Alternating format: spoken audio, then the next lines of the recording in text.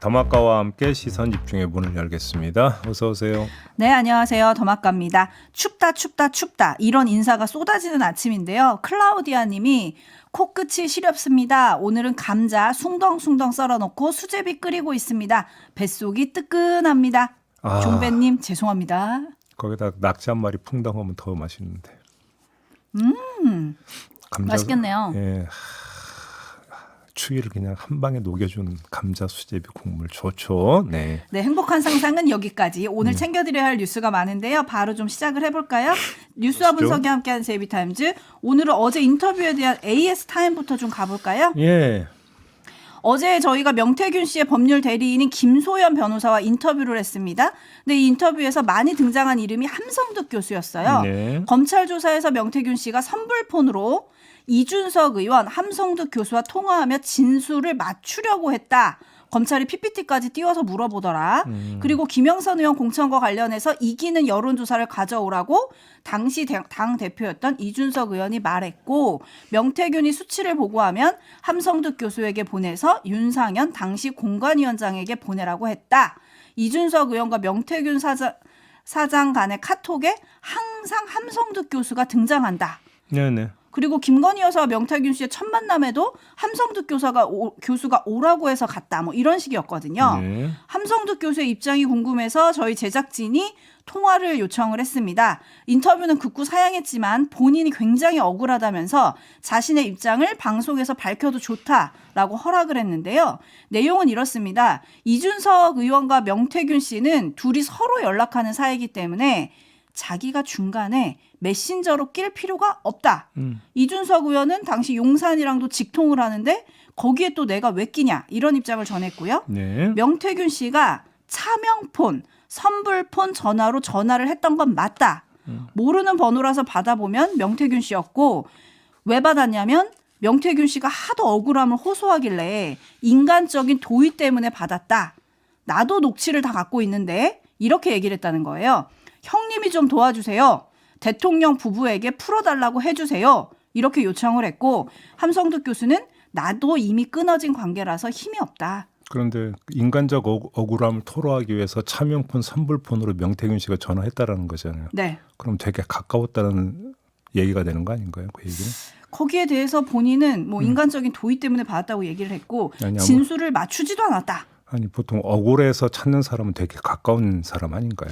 여기 대해서 개인적인 얘기도 살짝 하긴 했는데 그건 좀 방송에서 얘기하기는 알겠습니다. 조금 부적절한 또 것 같아서. 그리고요. 네. 네, 그리고 나도 녹취 다 갖고 있다. 검찰이 부르면 갈 거다. 이런 얘기를 했고요.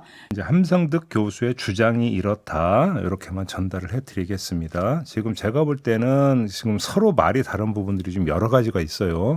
함성득 교수만이 아니라 네. 지금까지 제기했던 여러 의혹에서 보면 서로 말이 다른 부분들이 많은데, 검찰이 이거를 다 지금 일일이 크로스 체크해서 지금 진실이 무엇인지를 밝혀내야 되는 거죠.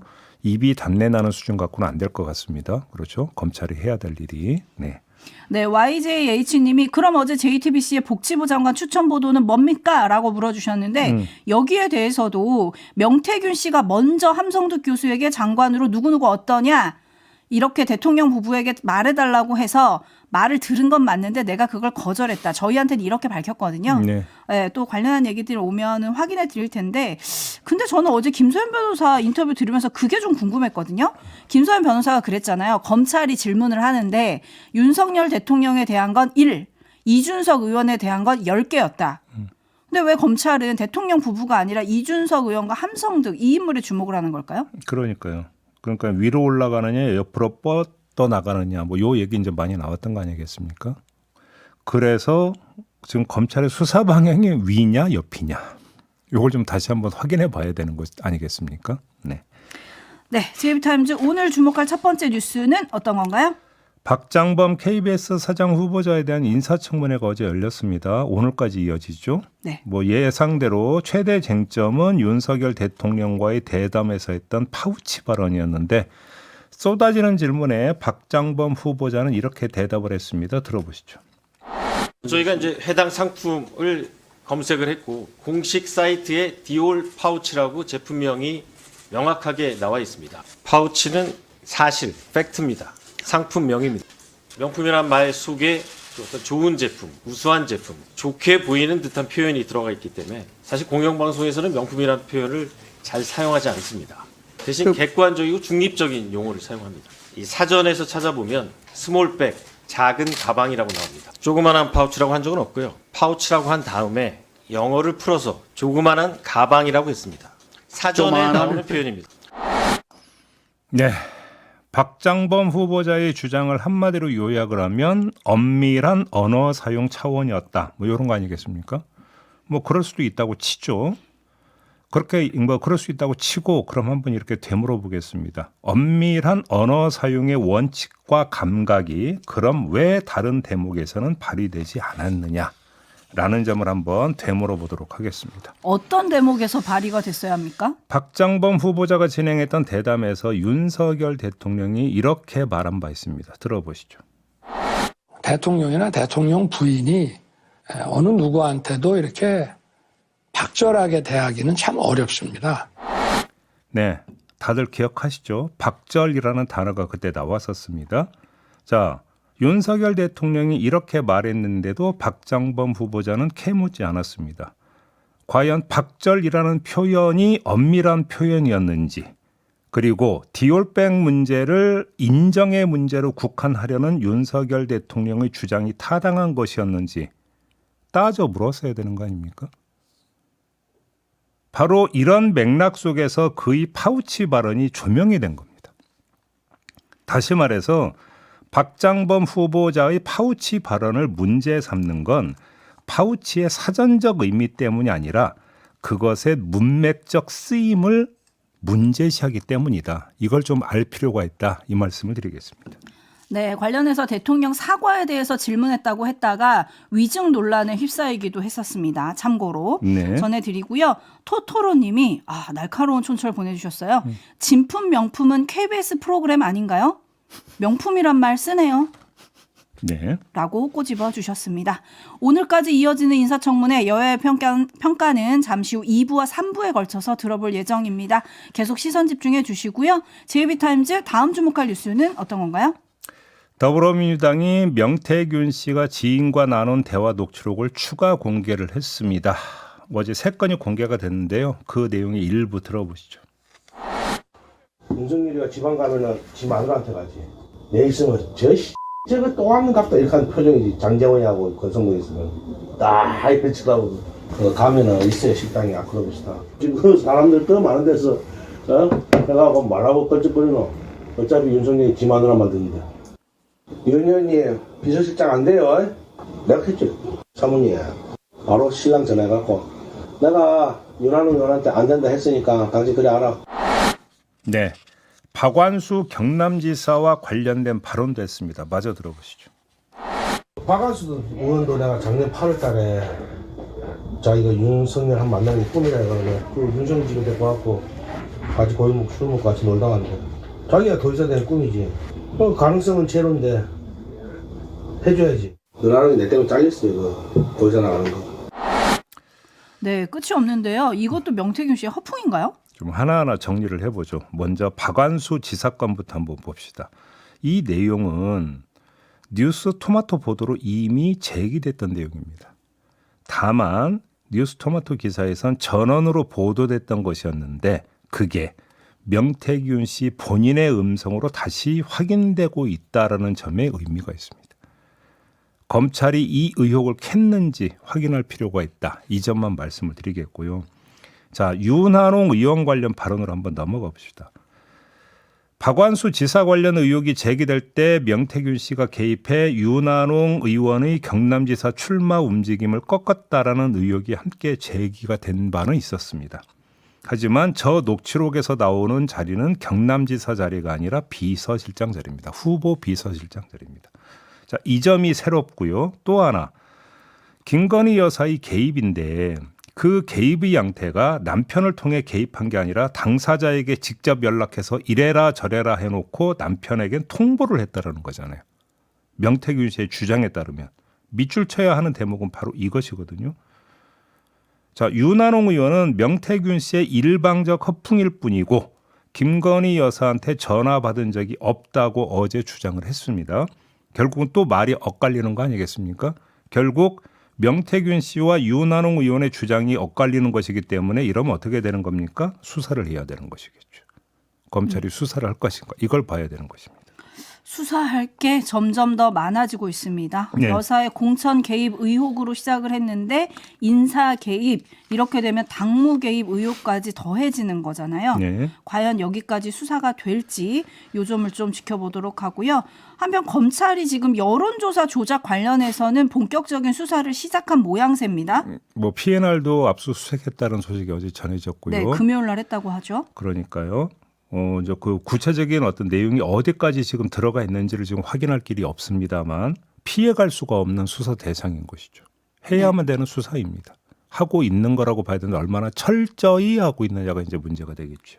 그렇죠. 계속 시선 집중해야 할 사안인 것 같고요. 네. 뉴스와 분석이 함께하는 JB타임즈 다음 주목할 뉴스는 어떤 겁니까? 지난해 7월에 전직 군 장성들의 모임인 대한민국 수호 예비역 장성단이 감사원에 공익감사를 청구를 했었습니다. 사드 관련이었는데요.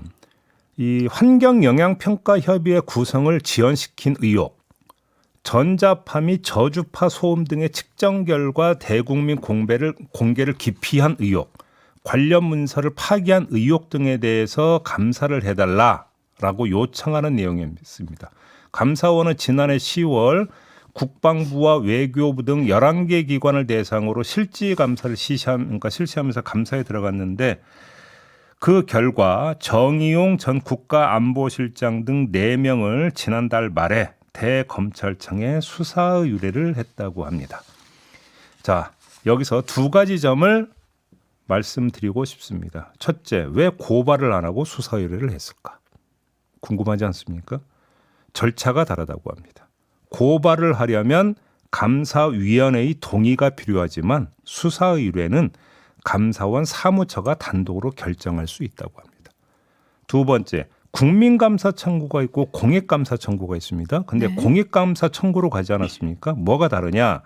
국민감사 청구의 경우에는 이 그 위원회에서 그러니까 감사위원회에서 감사 개시를 결정을 해야만 감사에 들어갈 수 있습니다. 반면에 공익감사 청구의 경우에는 사무처가 감사 개시를 판단할 수 있다고 합니다.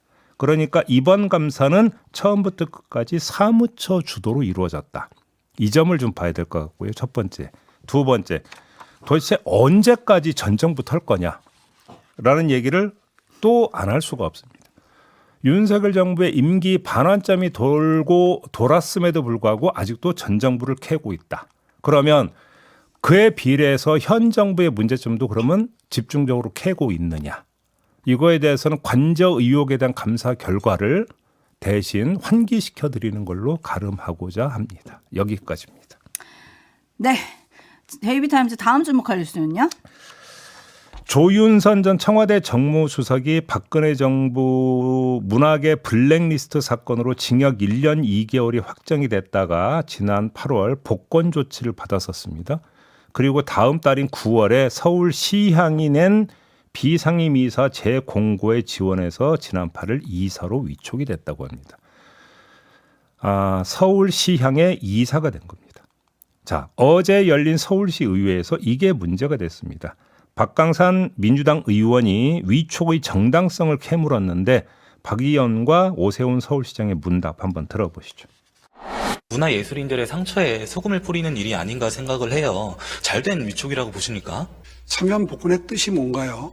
단죄를 받으면 네. 그것으로 그 다음에 사회활동을 전부 하지 말아야 되는 건가요? 네? 시민의 마음에. 눈높이라는 게 있잖아요. 아니, 시민의 나라의 눈높이에 부합했다고 안보를 보십니까? 위태롭게 한 사람이 국가 비서실장을 하는데 그것은 눈높이에 계속 맞습니까? 말씀을 네. 이게 며칠 전부터 논란이 되긴 했었는데 이걸 어떻게 받아들여야 합니까? 그냥 이거저거 떠나서 저 하나만 좀 물어볼게요. 그러니까 오세훈 서울시장의 관점 이런 거 말고 서울시향 당원들의 관점에서 이 사안을 어떻게 받아들일까요? 어허. 예를 들어 봅시다. 학내 폭력이 발생했고 직장 내 괴롭힘이 발생을 했습니다. 그럼 가장 먼저 취하는 조치가 뭡니까? 분리조치. 분리조치죠. 왜 분리조치를 제일 먼저 하는 줄 아십니까? 계속 얼굴 맞대는 게 또 다른 고통이 되기 때문입니다. 그럼요. 그러면 서울시향도 문화예술계에 포함이 되죠. 그러면 서울시향 단원들 입장에서는 문화예술계 블랙리스트 작성을 주도했던 인물이 이사님으로 계시게 되면 뒤통수가 따갑겠습니까? 안 따갑겠습니까? 위축되겠습니까? 안 되겠습니까? 최소한 이런 건 고려를 하고 뭐를 하더라도 해야 되는 거 아니냐 싶은 생각이 들거든요. 뭐 사면복권 됐으니까 죄값 다 치렀고 자격 있으니까 할 수 있는 거 아니냐? 그건 형식 논리고 이런 부분 봐야 되는 거 아니겠습니까? 더 나아가서 죄값 다 치렀습니다만 죄값 다 치른 사람 중에도 취업 제한 대상이 되는 사람들이 있다는 얘기는 하고 싶은데 그 얘기는 그냥 넘어가겠는데요. 이런 점까지 살피면서 좀 봐라 이런 말씀만 드리도록 하겠습니다. 네, 김영성 님이 뉴스가 나쁜 소식만 나르는 까마귀 같네요 라고 좀 꼬집어 주셨는데 한 소식 더 전해드려야 다음 됩니다. 뉴스는 어떤 걸까요? 대구 지역의 구의원과 군의원 10명이 딥페이크 합성물 협박을 받은 일이 있었다고 합니다. 이들이 이달 초부터 이메일을 받았는데 이메일을 열어보니까 해당 의원의 얼굴이 합성된 남성이 여성을 껴안고 있는 사진물이 들어있었고요. 이와 함께 당장 연락하라라는 협박성 문구가 있었다고 합니다. 당초 20, 30대 기초의원을 대상으로 범행이 이루어진 것으로 알려졌었는데 피해자 중에는 50대 기초의원도 있는 것으로 파악이 됐다고 하는데 주목할 점은 피해 의원들이 소속 정당과 무관하게 협박을 받았다는 겁니다. 따라서 정치적 목적을 갖고 저지른 일은 아니라고 봐야 되는 거고요. 그럼 누가 이런 걸 한 건가요? 혹시 금품 등을 노린 범죄인지를 알아봐야 되는데 그 진실은 이런 짓을 저지른 사람을 검거해야 할 수 있는 것이고요. 여기서 짚을 점은 왜 이들이 다시 말해서 기초의원들이 협박의 대상이 됐는가 하는 점입니다. 얼굴과 신분, 연락처 등이 공개되어 있는 공인들입니다. 그렇죠? 그리고 그 누구보다 사회적 평판에 민감한 선출직들입니다. 바로 이런 점을 이용하고 노려서 타깃으로서 삼은 것 아닌지라고 하는 추정을 일단 한번 해볼 수 있습니다. 만약에 이런 추정이 맞다면 딥페이크 범죄 대상이 앞으로 신분이 공개된 공인 또는 그에 준하는 공적 인물로 무차별 확대될 수도 있다라는 얘기가 되는 거거든요. 사실 기초의원들이 딥페이크 합성물의 피해자가 됐다는 얘기 전에 그 전에 먼저 나왔던 게 뭡니까? 아이돌 스타들이 딥페이크 어떤 합성물의 피해자가 됐다는 얘기는 이미 그 전에 나왔었습니다. 역시 공개되어 있는 인물들이지 않습니까? 근데 이번에는 기초의원들로 갔다. 그럼 도대체 이런 범행이 도대체 어디까지 확대될 것이냐? 저는 이게 상당히 심히 우려스럽다. 이 말씀까지 드리도록 하겠습니다. 그래서 관련한 법안들이 엄청 많이 막 우후죽순으로 발의가 됐었다는 소식은 저희가 전해드렸던 것 같은데 네. 어떻게 처리가 되고 있고 또 이거의 담당 부처가 여가부 맞죠? 네. 네. 여가부 장관은 여적 없는 상황인데 뭐 어떻게 대처는 잘 되는 건지 그것도 좀 궁금해지네요. 이렇게 가다 보면 이제 국회의원들 같은 경우도 딥페이크 합성물에 나오지 말라는 보장이 없는 거고 그러니까요.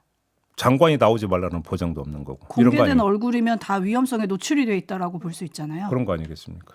김창면 님이 오늘 제이비타임즈는 왜 땡감을 먹은 느낌이죠? 네, 빨리 마무리하는 게 여러분들에게 도움이 되나요? 마무리하겠습니다. 더마카 수고하셨습니다. 고맙습니다.